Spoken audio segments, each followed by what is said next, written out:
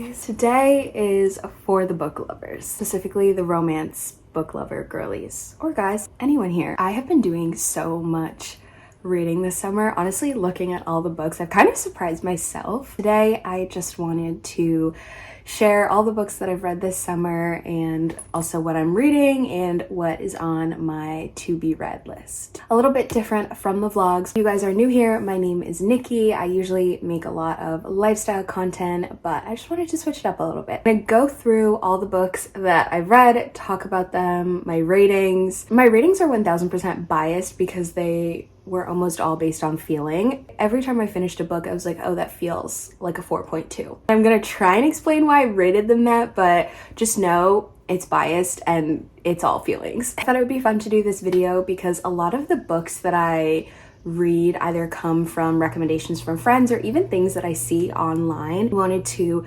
create this video for recommendations for you guys. Almost all romance books. I feel like that is just one, the easiest thing to get through in the summer, and two, I'm a hopeless romantic through and through, so 9 times out of 10 you will see me reading a romance book. It goes without saying, but the beauty of reading is that everybody has a different opinion on it. So if I showcase a book, just because it wasn't my favorite doesn't mean that it can't be yours. I'm so excited, so let's dive in. The first book that really got me out of my reading slump was Book Lovers by Emily Henry. I gave this book a 4.3 out of 5. About 2 people that are in the editing, writing space, and as luck would have it, they don't get along. They're in the same state for, I think, the summer, the month of August. Romance will romance, but I didn't read it and think like, wow, this is the best thing since sliced bread. But it is so really good, 4.3.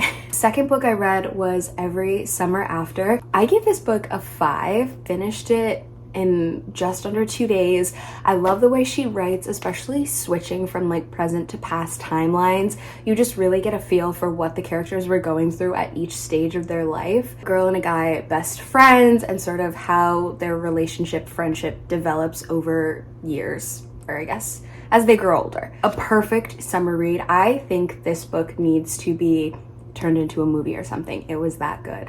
Third book I read this summer was Beach Read. This book was such a 5 for me. Absolutely loved it. Emily Henry, she was made to be an author. I love writing. It's so cool to see the behind the scenes of like what it's like to be an author and just the process that you would have to go through. The storyline and the fact that it didn't feel like it dragged on, but she really took the time to make you feel like you knew the characters. It's similar to Book Lovers in the sense that the 2 people are in the literary space. So the guy writes literary fiction, the girl writes romance, and they're both in a writing slump, so they decide to switch the genres that they write. So now she's gonna write literary fiction and he is gonna write romance. They take each other through their processes. It was good. Pretty sure there was like some spicy scenes in that one. This next book is one that I haven't really seen on social media, but it's called Wish You Were Here. I gave it a 3.9 out of 5. I actually cried a little bit while reading this book. Very fast paced, so it's easy to read and very digestible. Some bits of the book that remind me of the movie Me Before You. Because it was fast paced, you didn't really get that same connection with the characters as you did, or as I did at least when I read Emily Henry's books. My review is also so biased because I was annoyed with the main character for like the first half of the book. What really saved it was like the last 100 pages. It's a good book, definitely not my favorite, but very easy to get through. Next book was Hotel Nantucket by Ellen Hildebrand. This is where I started to get so picky with my ratings because I gave this book a 4.9 out of 5. This was my first book by Ellen Hildebrand, and let me tell you, it did not disappoint. I'm nervous that I wouldn't connect with it because it is written from like a third person point of view throughout the whole storyline. Let me tell you, did I connect with this book? So many characters, but they're so connected and it doesn't feel jumbled. She does such a good job with dramatic irony and you don't know how it's gonna end until you get there. The reason I gave it a 4.9 was just because it was a little bit slow in the beginning, but even I admit I'm probably being harsh. It's probably like a 5-star book. Next book I read was Same Time Next Summer. This book was a 3 out of 5 for me. Did finish it in a day. The chapters are very short, 5 pages,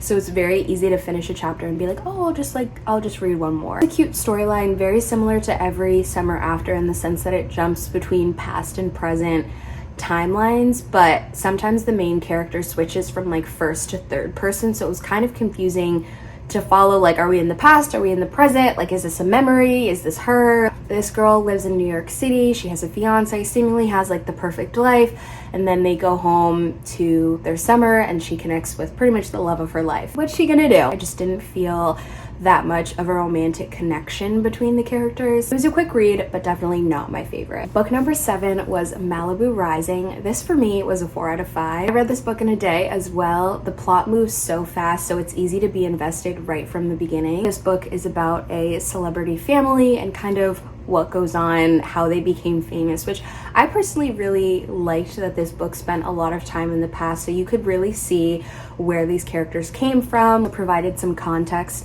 about what it's like to be in the limelight. It's not just all glitz and glamour, but these are real people at the end of the day and the things that they go through. I liked that aspect of it was brought into the book. Reading the back of the book made it seem like it was going to be a lot bigger than it was, and maybe because I had that expectation going into it, when I got to the end I was kind of just like, oh. It's part of the reason why it was a 4, but still a really good book and I enjoyed it. Book number 8 was Meet Me at the Lake. I gave this a 3.75 out of 5. I love her writing, I just didn't really love this storyline, especially coming from Every Summer After. I had, once again, high expectations, and this just kind of fell a little bit flat for me. It's a much more slower storyline, but I think the way that she writes makes it a lot more palpable and easy to get through. It's supposed to be a romance book, but I just didn't really get that vibe even after reading it. A girl who really connected with a guy years ago, and then they had planned to meet up.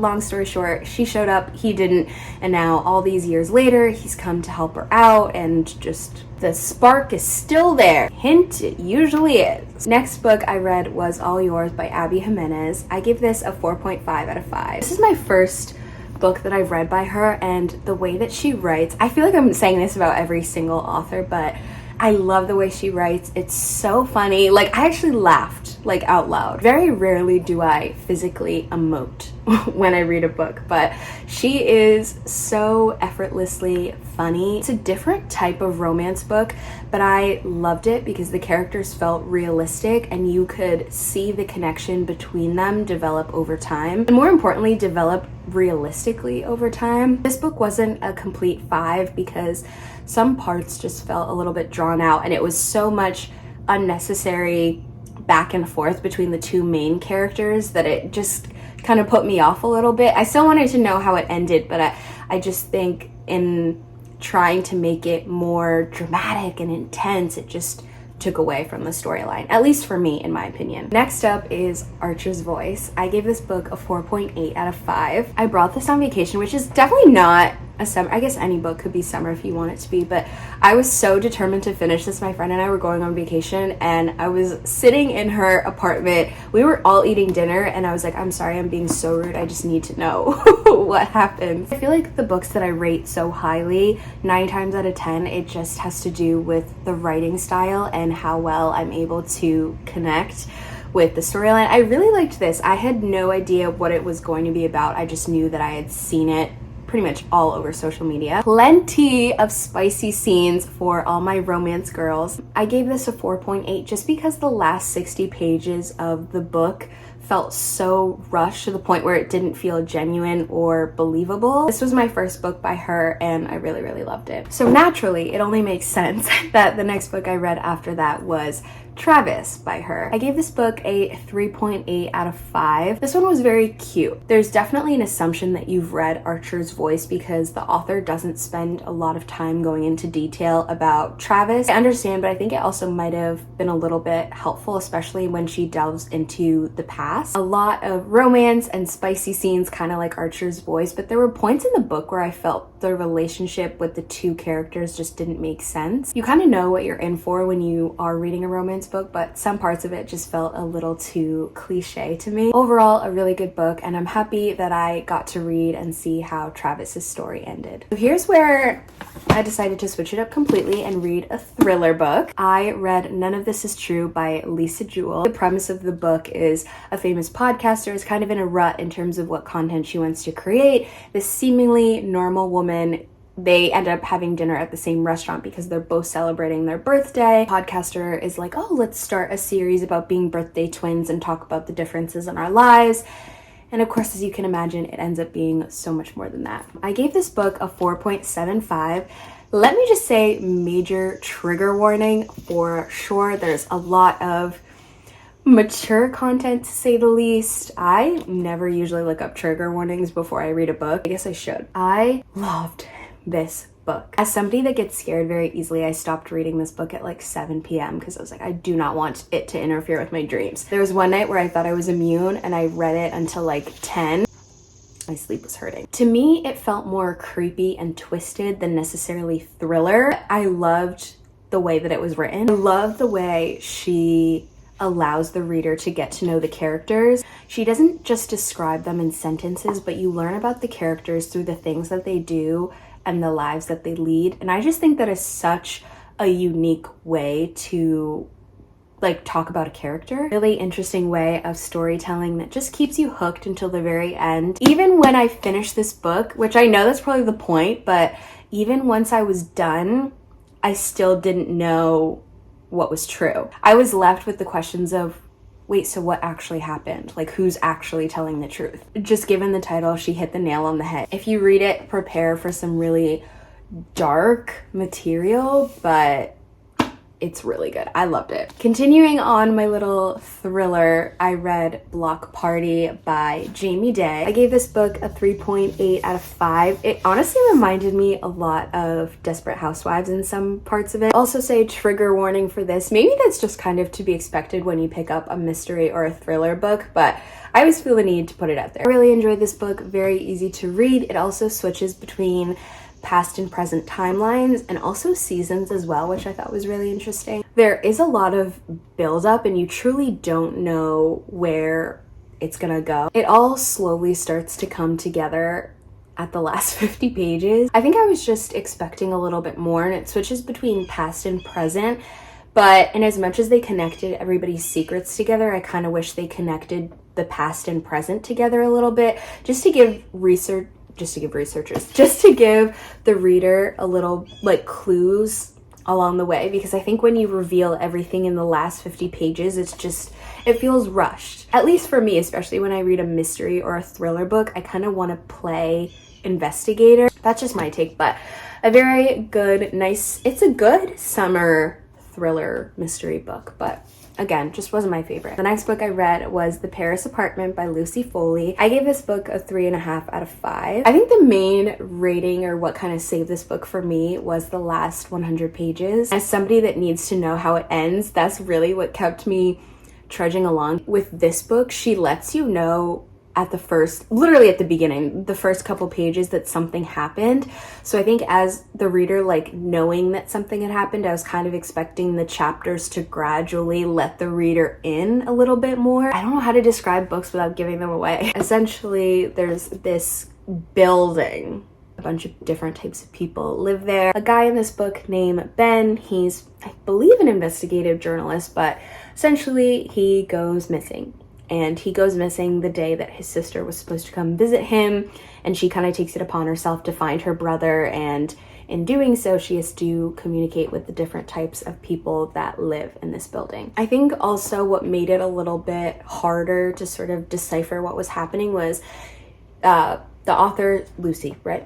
I'm like, yeah, Lucy. She switches a lot between different point of views and also past and present, but she doesn't necessarily dictate whether something's in the past or present. So for me, I just found it sometimes a little bit hard to follow. But nice little mystery read. Those are all the books that I have read this summer. So now let me share with you guys what I am currently reading. Any guesses? Do we think romance? Do we think thriller? I am reading 5-Star Weekend by Ellen Hildebrand. I am almost halfway through. The way that she writes, you just want to like give me more. Kind of wanted to end the summer with a more lighthearted read. There's essentially this woman tragically loses her husband in a car crash, and then she sees something called the 5-Star Weekend that another woman hosts, where it's like you invite, I think it's 5, yeah.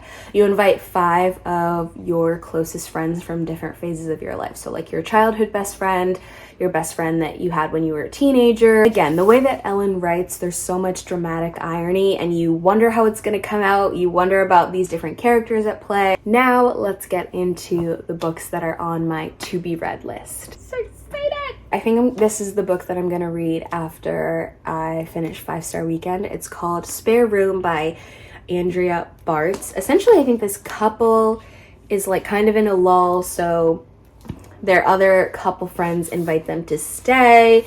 Seems like there's a little spiciness, and I think there's a murder or something. Pretty much it just seems like the people that they're staying with are not as they seem. It says signature tension, twists, and toxic relationships. Ooh. Next book that's also on my to be read is Magnolia Parks. This is basically, I think, like toxic. It really seems like what dating is like these days. I feel like I've seen mixed reviews about this book. I feel like you can't go wrong with a little steam, spice, everything nice. In case I feel like crying, I got A Little Life. This book has been on my For You page so much, and every review is the same, but it tells you nothing. People are like, oh, you can and you can't read this book. It was my favorite book, but I'll never read it again. I love it. I hate it. Seems like an oxymoron of a book. Most people said it took them like months to get through because it is an 800-page book, so there's a lot of dry parts. It feels like a book that I want to annotate, so I definitely want to get some things because I'm like, if I only read this once, I'm sure there's going to be some things that stick out. Next book is A Love Letter to Whiskey by Candy Steiner. A romance book, but it really doesn't tell you much. I'll read it. I saw him first, but it didn't matter because he saw her. He was my best friend and I was his. We couldn't be together, but we couldn't stand to be apart. And if you're not truly lovers, but you're so much more than friends, what exactly are you? This is like a 600-page book, definitely romancy, but it feels fall. So we'll probably read that sometime in the next couple months. I still have yet to read Emily Henry's Happy Place, but I just haven't been in the mood to read it. Well, maybe because I've been reading so much thriller. I do feel like before the weather changes, I'll probably read this book. I feel like if it's anything like her last couple of books, I'll finish it relatively quickly. The next one I have is Addicted to You, because it's a part of a series which I didn't know, but I've been seeing the book Kiss the Sky written by them, and I almost got it, but then there was like a series. Two people that both have destructive vices. They decide to be in a relationship to sort of hide from their loved ones that they have a problem. Seems like it kind of gets to a point where they have to decide whether or not they actually want to be in a relationship or keep living a lie. Their romance book. Oh my gosh, this is really the book that I'm ending with. The last book on my list is called They Both Die in the End. No, there has to be another. Okay, there's not. This is it. I don't think I have to say much because the title gives it away. Clearly a lot happens. So it's these two guys. They are total strangers, but they know that their lives are going to end in the next 24 hours. And this book is essentially about the journey of two strangers and also how they spend their last day on Earth. Now I'm in a weird mood. That seems like a book that I will cry after I finish it. On that fun note, that concludes it for pretty much all the summer books. Thank you guys so much for tuning in. If you have any book recommendations, please do not hesitate, comment them down below because I'm always accepting book recommendations. It doesn't even matter what genre. I know most of these were romance. One thing I love is just talking about books with people, so if you have read any of these books, please let me know as well and we could have our own little chit chat because that would be really fun. That's it from me. I hope you guys are enjoying your day whenever you're watching this, and yeah, I will see you guys when I see ya. Bye.